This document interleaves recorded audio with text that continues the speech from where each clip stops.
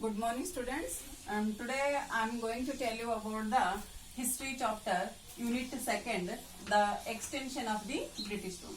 In the previous class, unit 1st, we studied about the Europeans, advent of Europeans, the list of Europeans who came to India and why they came to India and how they conquered the Indian some places. Okay. So today I am going to tell you about the Anglo-Maratha wars. Okay. And then the subsidiary alliance, then the doctrine of lapse and the Anglo-Sikh wars. So the Britishers fought with the Marathas, the 3 war they waged, and firstly we see about the first Anglo-Maratha war. So this war fought in the year 1775 to 1782. So the main reasons for the first Anglo-Maratha war were main reasons. The Marathas installed the Shah Alam II on the Delhi throne. Okay, whom the Britishers defeated already Shah Alam II in the Battle of Buxar. You know. So again he installed by the Marathas. So that's why the Britishers started the enmity toward the Marathas. This is the one of the reason. And during this period, when the Shah Alam II became the ruler, during this period, the Maratha had the ruler like a Madhavrao Peshwa. But he died.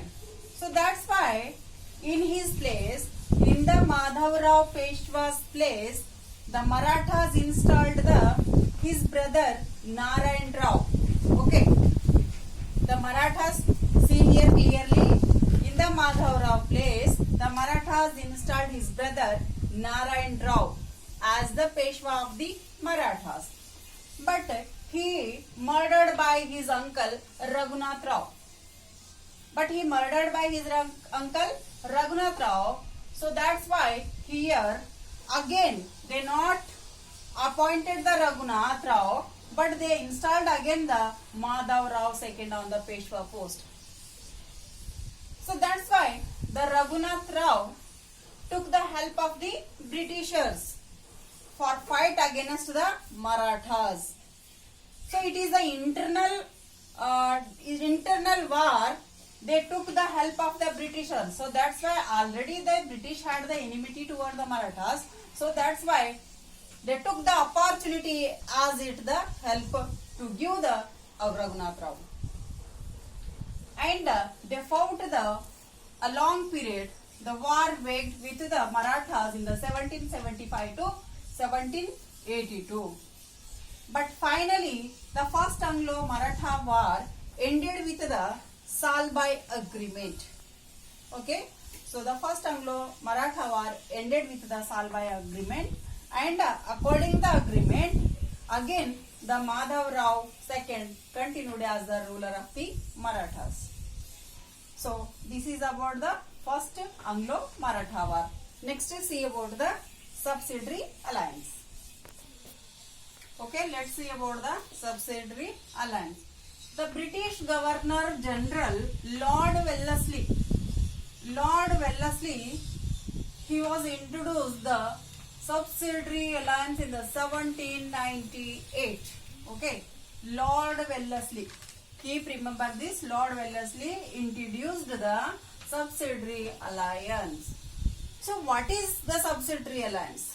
What were the conditions of the subsidiary alliance? This is the policy which is introduced by the British Governor General. You know, the conditions of the subsidiary alliance, the Indian kings has to keep the British army in their kingdom. Okay, the Indian kings has to keep the British army in their kingdom, and they have to pay their expenditure, their salary, and they have not allow for appoint any another Europeans in their administration, in their army, without the permission of the Britishers. So in return of their, they agree to give the protection, internal protection and the external protection to the native ruler. So these are the conditions of the subsidiary alliance. So under the subsidiary alliance, many Indian rulers signed the subsidiary alliance. So like the example, Hyderabad, Mysore, Pune, Marathas, Gwalior and some other states also.